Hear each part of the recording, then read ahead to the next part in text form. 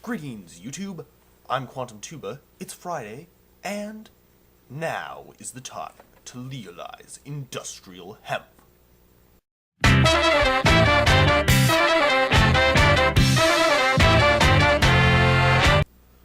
Alright, so one of the major effects of the war on drugs that many people don't know about is that industrial hemp, it's legal technically to use it, I think, but we are not permitted within this country to grow it.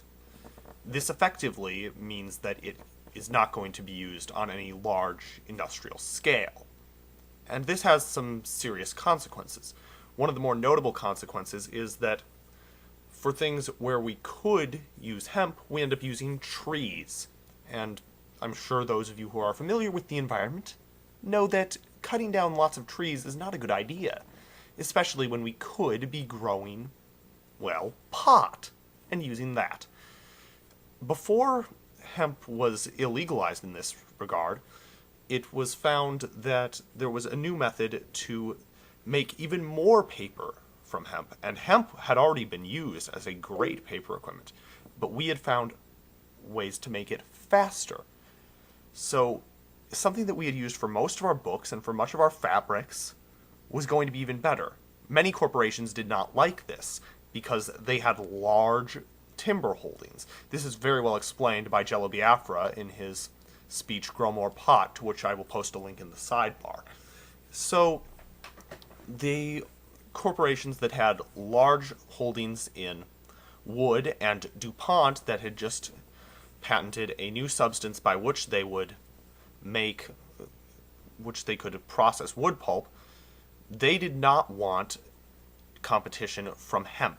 They wanted to create an artificial monopoly, if you will. They wanted to remove their competition. It's much like protectionism, except it's an even worse encroachment upon our liberties because it's banning an entire substance. So, because Congress was very beholden to these interests, and because there was already a certain degree of hysteria from the likes of Anslinger about marijuana itself, they were able to illegalize this under the Controlled Substances Act.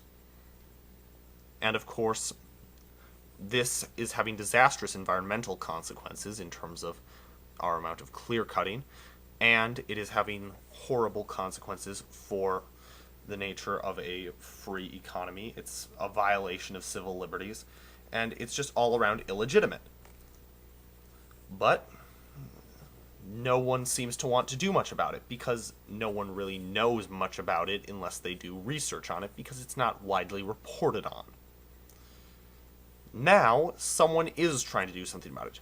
Congressman Ron Paul of Texas, one of the pretty much the only Republican I tend to like, has proposed a resolution, House Resolution number 1866, which I strongly support.